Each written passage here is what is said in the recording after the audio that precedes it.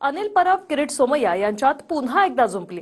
रवींद्र वायकर आणि यामिनी जाधवांच्या उमेदवारीवरून परबांनी किरीट सोमय्यांना डिवचलंय. सोमय्यांना प्रचार प्रमुख करण्याची मागणी भाजपकडे करणार असल्याचं परब म्हणाले. पाहूया.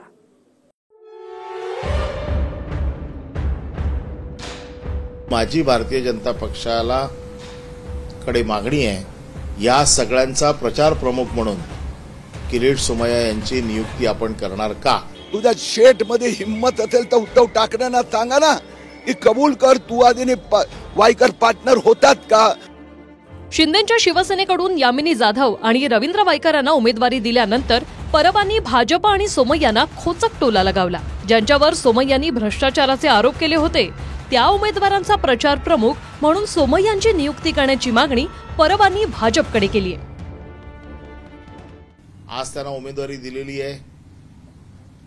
उमेदवारी देताना भ्रष्टाचार हे त्यांचं मेरिट आहे की नाही हे त्यांनी सिद्ध करावं किंवा सांगावं लोकांना. म्हणून माझी भारतीय जनता पक्षाला कडे मागणी आहे, या सगळ्यांचा प्रचार प्रमुख म्हणून किरीट सोमय्या यांची नियुक्ती आपण करणार का, आणि ती करावी अशी माझी विनंती आहे. मी सगळ्या 48 जागांवर फिरणार. अरे अनिल परबला सांगा रे दादा, तुझ्या शेट मध्ये हिम्मत असेल तर उद्धव ठाकरेंना सांगा ना की कबूल कर, तू आधीने वायकर पार्टनर होतात का? मग काय काय पार्टनरशिप होती? तर नंदकिशोर चतुर्वेदीचे 200 कोटी रुपये हवालाचे आलेत, ते जरा सांगा ना. मातोश्री 2 मध्ये कोणाचे पैसे लागले आहेत? अनिल परबांनी केलेल्या मागणीवर सोमय्यांनी देखील प्रत्युत्तर दिलं. पंतप्रधान नरेंद्र मोदींना पंतप्रधान करण्यासाठी व्यक्तिगत समझोता करणार असल्याचं सोमय्यांनी म्हटलंय.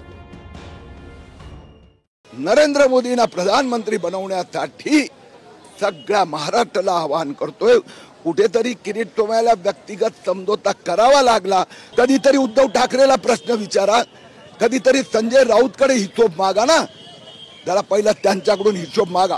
हो, आम्ही महाराष्ट्रातला 48 सीटवर 12.5 कोटी जनतेमध्ये जाऊन प्रचार महायुतीचा करणार, नरेंद्र मोदीसाठी मत मागणार.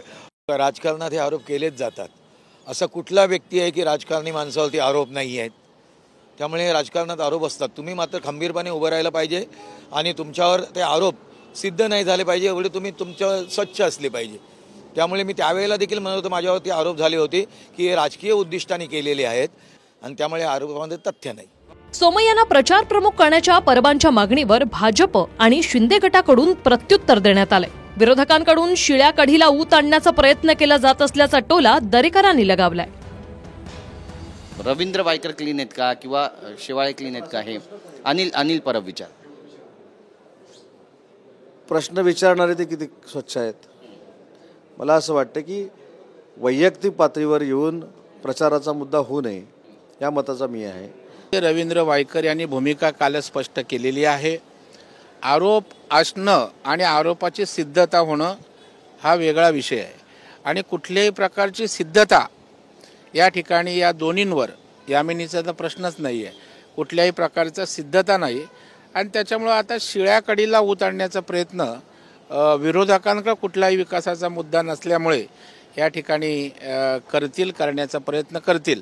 ठाकरे गटात असताना रवींद्र वायकर हे नेहमी सोमय्यांच्या निशाण्यावर असायचे. त्यावेळी सोमय्यांनी रवींद्र वायकरांवर भ्रष्टाचाराचे गंभीर आरोप केले होते. मात्र वायकर शिंदे गटात गेल्यानंतर सोमय्यांची भाषाच बदलल्याची पाहायला मिळाली. सोमय्यांचे वायकरांवर कोणते आरोप? जोगेश्वरीत मुंबई महापालिकेच्या जागेवर 500 कोटींचं 5 स्टार हॉटेल बांधल्याचा आरोप आहे. महापालिकेच्या 2 लाख वर्ग फुटीच्या जमिनीवर कब्जा केल्याची तक्रार सोमय्यांनी केली होती. ज्या ठिकाणी वायकरांचं 5 स्टार हॉटेल आहे तिथे आधी महापालिकेचं खेळाचं मैदान होतं, असाही आरोप सोमय्यांकडून करण्यात आलाय. 500 कोटी रुपयाचं 5 स्टार हॉटेल बांधण्याची वायकरला परवानगी दिली होती. आता ईडीने रवींद्र वायकरवर गुन्हा दाखल केला आहे. रवींद्र वायकरला आता ईडी समक्ष हजर व्हावं लागणार, हिसाब तो देना पडेगा. उद्धव ठाकरेंची जी आता अवस्था झाली आहे की त्याचा फायनान्शियल पार्टनर यांनी आता उद्धव ठाकरेंना सोडून दिलं. नरेंद्र मोदीजी आमच्या देशाचे प्रधानमंत्री आहेत, त्यांचं लक्ष आहे भारतला भ्रष्टाचार मुक्त करणं, तसंच ते महाराष्ट्रात उद्धव ठाकरे सेना, लुटारू सेना, ते दहशतीचं वातावरण होतं, हे वातावरण आज आम्ही संपवलं आहे, त्याबद्दल समाधान आहे. नरेंद्र मोदींना प्रधानमंत्री बनवण्यासाठी सगळ्या महाराष्ट्राला आवाहन करतोय.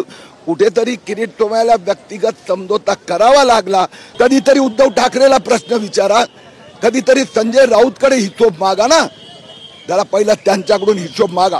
हो, आम्ही महाराष्ट्रातला 48 सीटवर 12.5 कोटी जनतेमध्ये जाऊन प्रचार महायुतीचा करणार, नरेंद्र मोदीसाठी मत मागणार. पंतप्रधान नरेंद्र मोदींसाठी 48 मतदारसंघात प्रचार करणार असल्याचं किरीट सोमय्या यांनी म्हटलंय. म्हणजे यामिनी जाधवांचे पती यशवंत जाधव आणि रवींद्र वायकरांवर आरोप केलेले सोमय्या हे त्यांच्यासाठी प्रचाराच्या मैदानात दिसू शकतात. Bureau report, TV9 Marathi.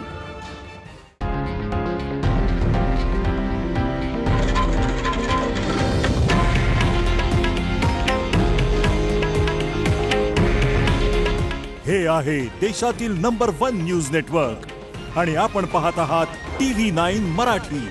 काळजी तुमची, हित महाराष्ट्राचं.